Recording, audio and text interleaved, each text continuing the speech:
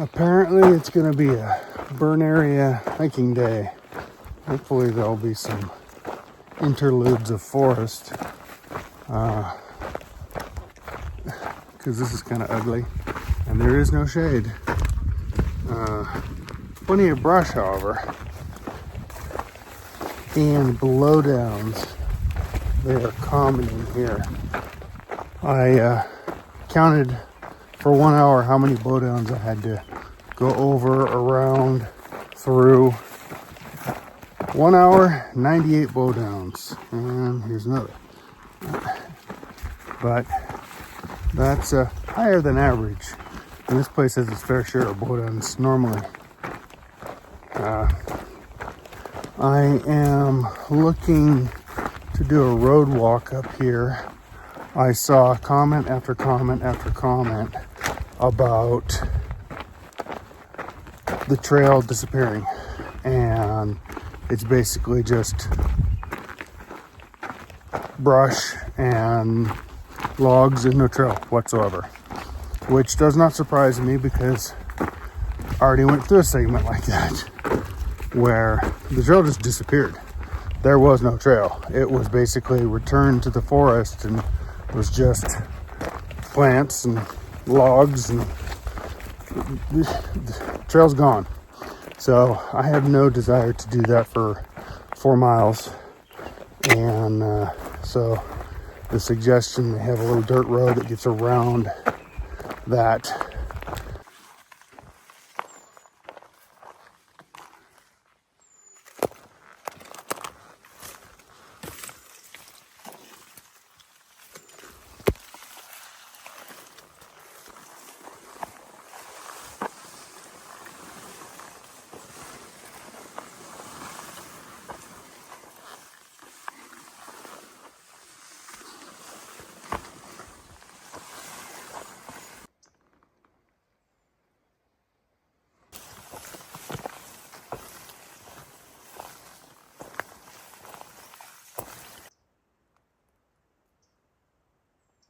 You can see this dirt road's used from time to time because someone's been up here trimming the logs and clearing it off a little bit.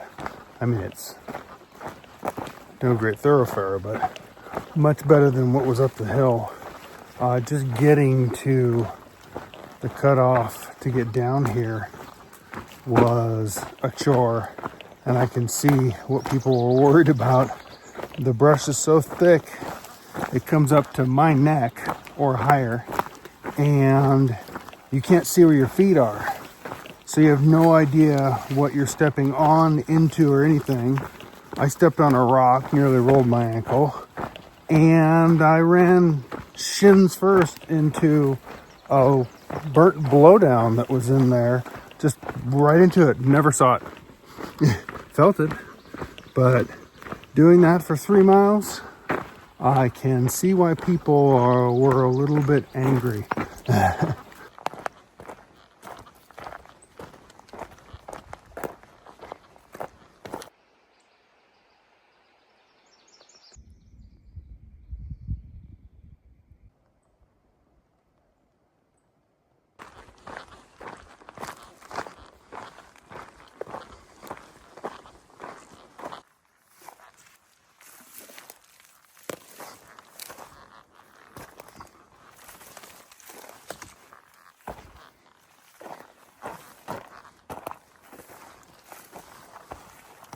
One nice thing, a bunch of clouds rolled in, and they're providing some shade from the sun, which is good because the trees around here do not do that.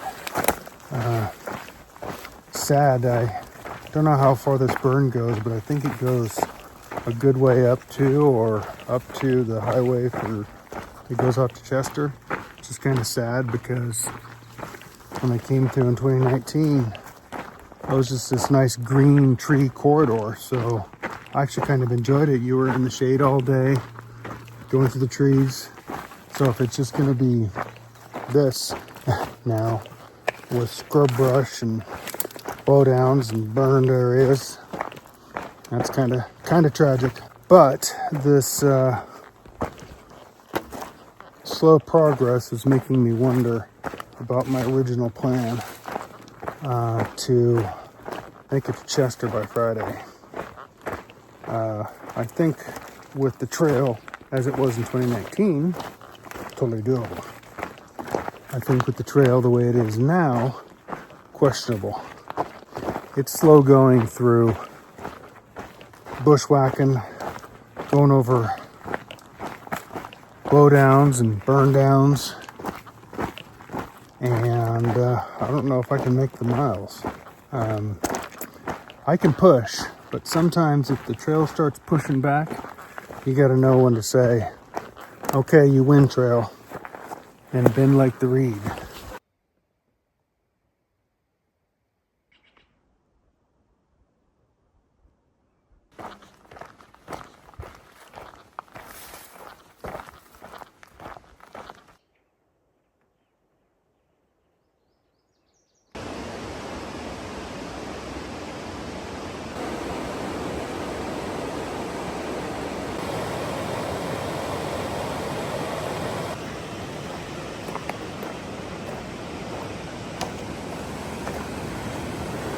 I came down to the Feather River here to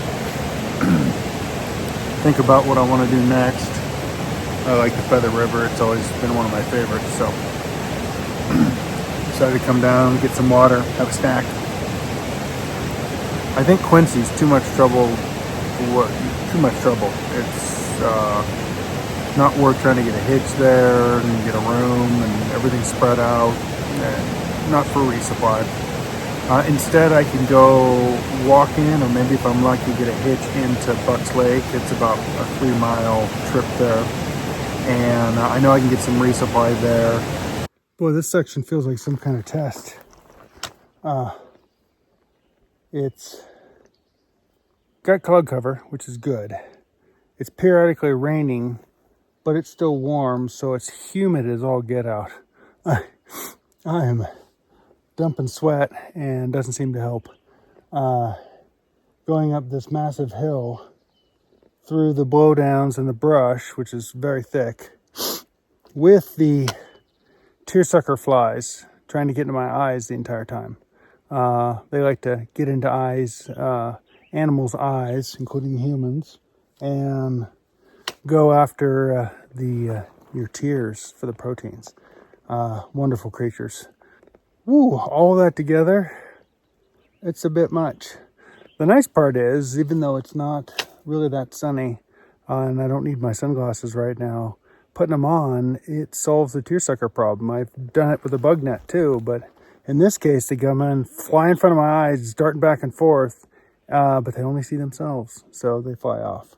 So they work pretty well that way.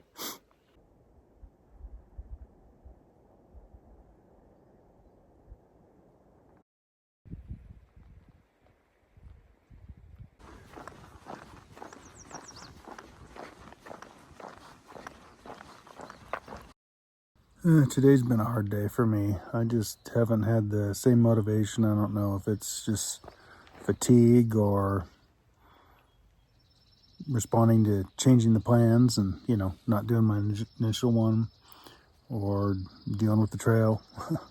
I was climbing for 3.5 hours straight. I just wasn't motivated to do it. I had to put some music on and then just force myself up the hill. I did note while I was doing it, I'm like, yeah, my legs are hurting, but I wasn't breathing hard. So that's kind of nice to have the lung power to do that.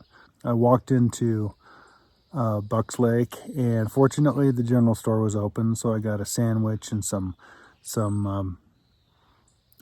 warm split pea soup, which was good because it started raining again. It's been raining off and on all day long, and it got a little cold out there, so the soup was nice, and had an ice cream cookie sandwich with that. Unfortunately, there are 2 places that have rooms here, an inn and a lodge, and both of them were full up, so no room for me. I was hoping to sleep in a real bed and maybe wash off my nasty shirt in a sink and dry it out in the room, because I'm a little self-conscious about it. It's starting to look pretty gnarly, but no availability, so I went across the street and got myself a campsite. The store opens at 8 tomorrow, so I'll go, this just across the street. So when I'll go back there, and she supposedly has some kind of breakfast burrito or something, which I'll see. Hot food is hot food. And hopefully they have some coffee too, because I can always use me some coffee. And then eat a couple other things, and get my resupply. So I'll figure that out tonight, what I need for resupply to either get to Belden or to Chester itself. But I'm gonna get motivated to get my tent set up, and well, that's set up, but I'm gonna get motivated to actually set everything else up in it, and then relax. And I can sleep in if I can. Unfortunately, my brain goes off at 4:30 when the birds start singing, and I wake right up. So no matter what time I set my alarm, I always wake up at 4:30. So maybe I can go back to sleep.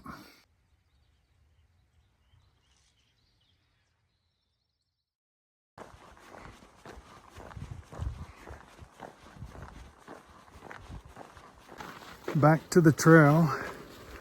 68 miles to go to the highway to get into Chester, so that's my countdown.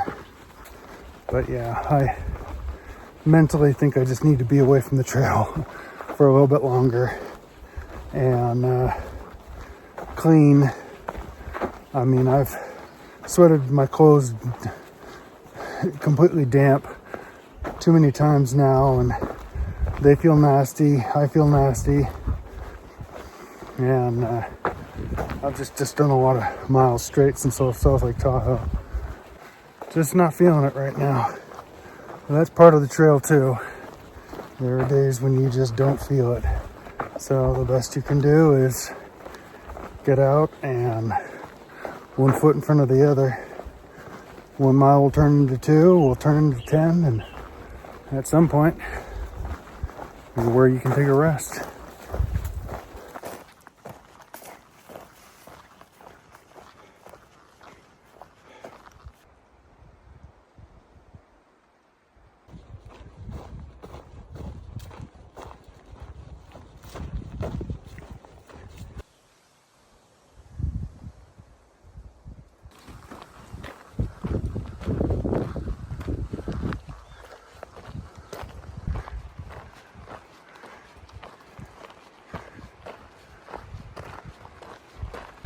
This breeze is kind of nice. It's a warm day, but a little cloudy and breezy, which I'll take. Next week, it's supposed to be a heat wave, so I'll be in Lassen when it's in the 90s. That should be fun. But for now, I'll enjoy this. This trail turned out to be quite pretty, and more importantly, I found a little segment that had some cell service. So I got to call and talk to Chrissy for a little bit, which was one of the things I was hoping to do last night, get a room and call and chat with her. I missed hearing from her, and so it was nice to chat for a bit, and did a lot to improve my morale. So sometimes you just need to reach out, and yeah, Garmin text messages, it's not the same as talking to someone.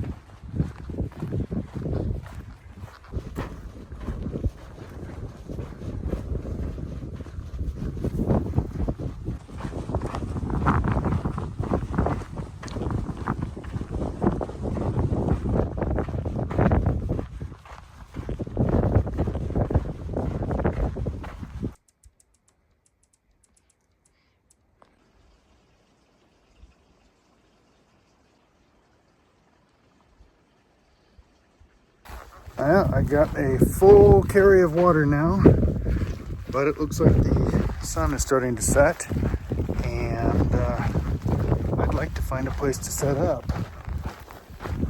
I don't know if I'll have many good options on this ridge line. It's fairly angled, and I don't see too many flat spots, but maybe up ahead there's something I can carve out. I'm not certain.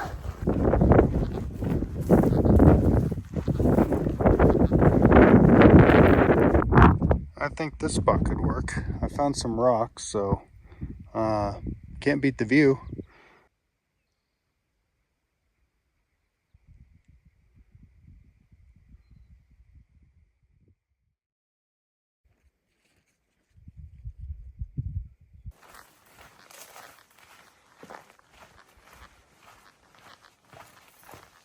Well, that site worked pretty well. I'm glad I found rocks because it was windy all night. There were gusts that would come through.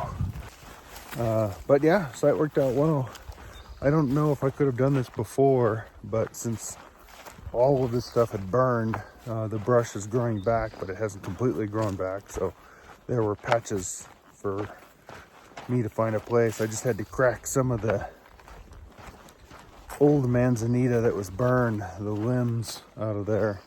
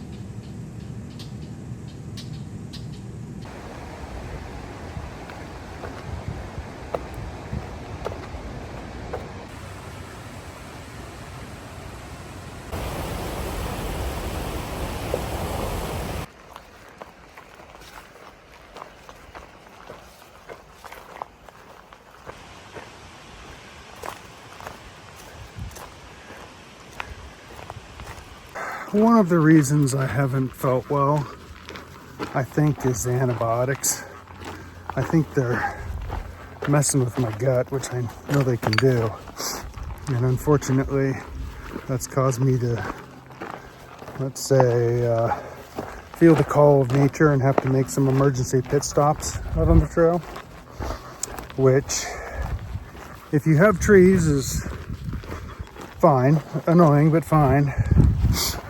The challenge comes when you're in the burned area with just burnt trees and low scrub brush. Where do you go? For me, I had that happen and I had to scale a mountain to get behind some rocks. Not a thing you want to do in an emergency situation. And then I just recently had it with coming down the mountain into Belden.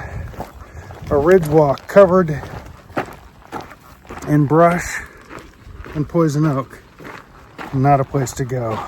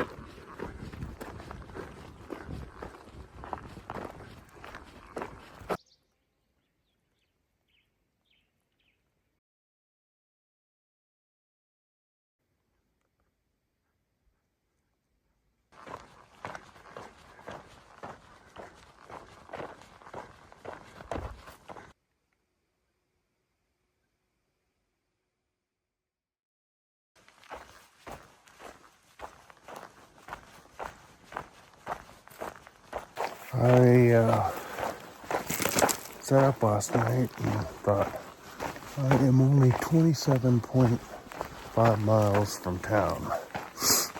Only, I say. But I thought, you know what? If I get a little bit of rest and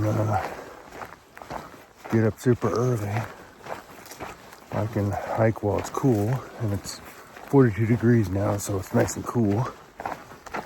And make it to town in time to pick up my package, so maybe make it Friday anyway, which I didn't think I'd be able to do. The forest here is wild because it's all completely burned out, but it's kind of a creepy thing at 2 in the morning. What makes it creepier is it's completely silent. I heard an owl when I woke up, which was cool, but the only thing you can hear are like the creaking and popping. So these burned trees, you can hear them popping and creaking and cracking in the night.